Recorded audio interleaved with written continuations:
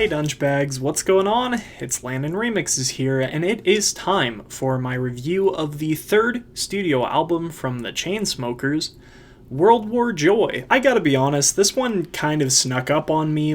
I had heard at some point that World War Joy would be coming out in 2019, but I think I just completely forgotten about it until it dropped just a few days ago. Not to mention I've also been semi-intentionally avoiding the Chainsmokers this year because I'm really not a fan of their non-traditional album rollouts they've been using for the last couple projects. Maybe it's just a personal taste thing, but I would much rather get one or two singles or even no singles at all and get to experience an album as a whole rather than getting just song after song after song throughout the entire year and then getting an album with not that much new content at the end of the year. And if I do say so myself, I think I did a pretty good job of avoiding the singles on World War Joy, maybe with the exception of Who Do You Love and Takeaway, both because of the constant radio play and the fact that I also reviewed Illenium's latest album Ascend, which also has Takeaway on it. All that aside though, I honestly never expected to be in the situation that I'm in right now, reviewing a third full-length album from the Chainsmokers. I mean, I remember when Spectrum Pulse reviewed the Collage EP, and in that review he theorized that the Chainsmokers were never going to put out a studio album, and I was kind of on board with that theory at the time. But then, just a few months later, the Chainsmokers gave us Memories Do Not Open, which has to be one of the most negatively received albums that have come out in my lifetime. Yet despite that, the duo has continued down the album path over the last couple years, giving us Sick Boy last December and giving us World War Joy this month. It seems like it's going to be a yearly tradition at this point for us to get a Chainsmokers album every single December, which I really hope isn't the case. And I say this not as a Chainsmokers hater by any stretch, but as a person who has actually enjoyed my fair share of tunes from them in the past. I would much rather get one or two decent, tightly knit EPs from the Chainsmokers every year than a just so-so kind of mixed bag of an album. Case in point, the Sick Boy EP that came out earlier last year. In my opinion, some of the duo's best work in literal years up to that point. A very radical shift in sound for them, taking a lot of influence from emo, some great introspective lyrics, some awesome tying threads between all the songs that made them feel like they belonged on a project together. However, the Sick Boy LP that we got at the end of the year was on a different page entirely, as the album more or less failed to dive any deeper into the themes presented on the Sick Boy EP, and instead gave us a lot of songs that sounded like a mixed bag of leftovers from Memories Do Not Open, fun, dancey electropop tunes, and bro step. And while overall I think it was certainly a step up from Memories Do Not Open, I don't think it was the album format's shiniest moment. Admittedly, I had similar fears going into World War Joy that we were just going to get another album that feels more like a collection of singles than it does a cohesive, meaningful LP. However, upon my initial listen of this album, I can confidently say a lot of those fears subsided, as World War Joy feels a lot more like an album than Sick Boy did. It's certainly a lot less messy and all over the place. The songwriting and the production quality on World War Joy also feels a lot more consistent than their previous two attempts. I definitely don't go from hating one song to loving another as frequently as I did on those first two albums. Once again, we're seeing some significant improvements in frontman Andrew Taggart's vocals. He actually delivered a couple vocal runs across this album that I found really enjoyable on songs like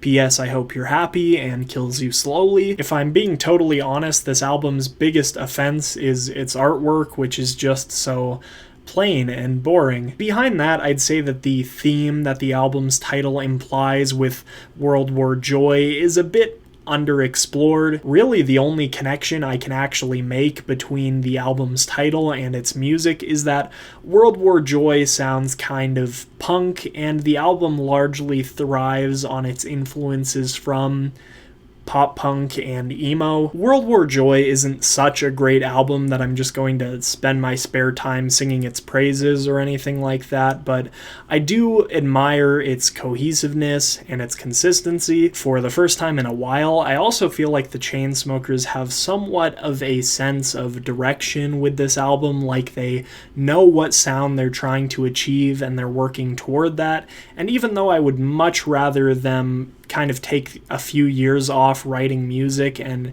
actually building a successful album that'll be able to pull that off, I appreciate this album in the meantime. The album's first track, The Reaper, in collaboration with Amy Shark, gives listeners a good taste of what exactly they're getting into on this project, starting things off with some ominous vocal harmonies from Shark, backed up by some light and reserved electric guitar that almost sounds like it could have come off of an Eden track, eventually kicking things into gear with a trap-influenced beat, and also featuring one of my favorite elements of the entire song, this super punchy, like high-pitched snare. Drew seems to be singing about being in love with a woman with bipolar disorder. Who knows, it might be the same one from Break Up Every Night. But in the case of this song, I think it adds a lot to the dark atmosphere the track tries to build, and I really like the Grim Reaper imagery too. I don't really hear that a lot in music. Following that, Family in collaboration with Kygo feels like a pretty significant detour, probably the biggest deviation from this album's core sound that we hear on the project. The song seems to be a tribute from Taggart to his closest friends, the people that would die for him, the people that he considers so close to him that they're his family. It kind of seems like it's going for this big anthemic Swedish house influenced song, like it's trying to be 2019's Don't You Worry Child or something like that, but the song comes off as a little bit overly sentimental and cheesy, while not necessarily having the power behind it to drive that emotion, which I feel like a lot of Kygo's music kind of lacks. I feel like the song being in track slot number 2 was kind of an awkward placement. I think it would have made a lot better of a closer to the album, but at the same time, I can kind of see why they did it because, you know, it's a collaboration with Kygo. Obviously, you're going to want to get that out of the way toward the beginning of the album, but for the sake of the flow of the project, I would have liked it a lot better if this song was the closer. See the Way with Sabrina Claudio is the first song on the album that had moments that I genuinely felt wowed by, especially with that vocal chop and the drop. Beyond that, there's not a lot I can say about the song. The backing piano used throughout it reminds me a lot of the stuff on Memories Do Not Open, and then I can't help every time I'm listening through it just thinking Sabrina Claudio sounds so much like Rihanna. P.S. I Hope You're Happy featuring Blink-182 on paper should probably be something that I love. A lot of you guys might know I'm a big Blink fan. I've reviewed their stuff on my channel before. One of the few acts that I've actually reviewed outside of electronic music. Kind of can't help but feel that the execution isn't fully there though, especially in Mark's verse where his delivery sounds very stiff and unnatural to me, which kind of weirdly gives me some terrifying flashbacks to the Kids Bop version of All the Small Things.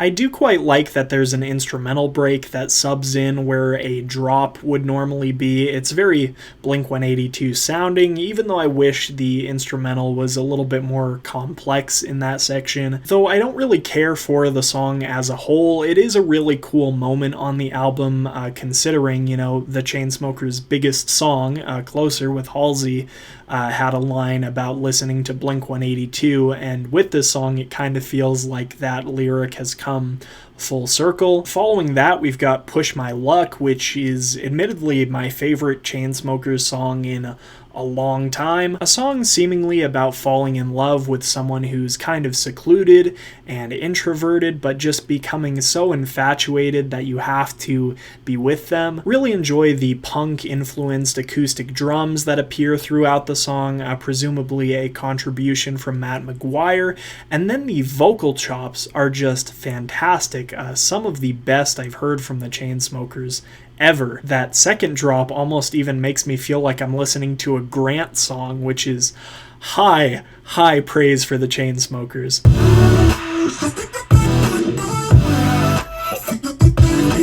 It honestly felt really weird to hear Takeaway on this album. I think just because I listened to Ascend so much, but given a few more listens and, I'm much more used to its placement here, I honestly don't think the song is phenomenal by any stretch. It's kind of your generic commercial future bass tune with a lot of na-na-nas and a lot of take away, yeah. However, it's still another kind of cool full circle moment on the album. As a lot of you might know, Illenium gained a good chunk of his popularity through his Don't Let Me Down remix, and despite the drop being kind of generic for Illenium standards, I can't deny that it's pretty fun. Call You Mine is another one of my favorites on the album, and not just because BB Rexa serves as a nice break from Taggart's voice on this album. Well, her voice actually is the primary driving force behind my enjoyment for this song.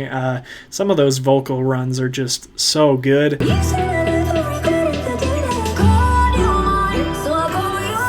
I also really like how in the drop it's minimalistic yet dark and melodic. Reminds me a lot of Somebody from Sick Boy. Do You Mean? I can't quite say I have the same love for. I've come to appreciate Ty Dolla $ign's voice a lot recently, especially with his appearance on Midnight Hour with Skrillex and Boys Noise.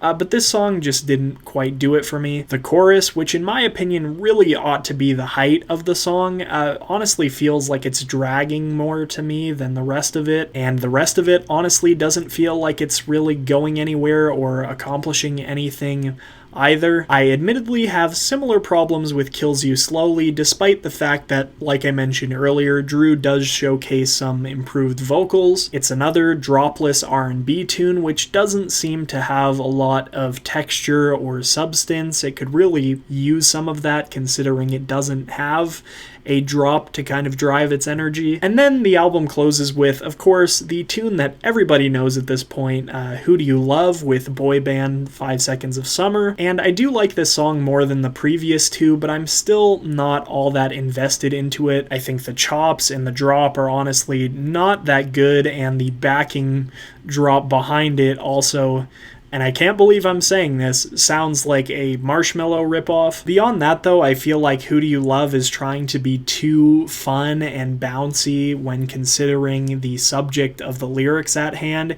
It's about getting cheated on, and certainly getting cheated on is not the funnest thing in the world, coming from experience. And overall, it just makes a really strange closer for the album. I can't name many studio LPs that end with their biggest song. It's just something feels weird about it. Like I mentioned before, I think Family would have made a better closer for the album, but this is what we got. So yeah, World War Joy. It's a decent listen at the least. While I wouldn't say this album is as monumental of a leap forward as Sick Boy was from MDNO, I feel like the Chainsmokers are approaching kind of where they were before that album, where they're starting to develop a sound that's distinct to them, and they're starting to get comfortable with it, approaching a sonic direction that they could probably hold on to and develop long term. And while I feel they're still in somewhat of a transitional period into that sound, it's going to take them a couple years to really refine it,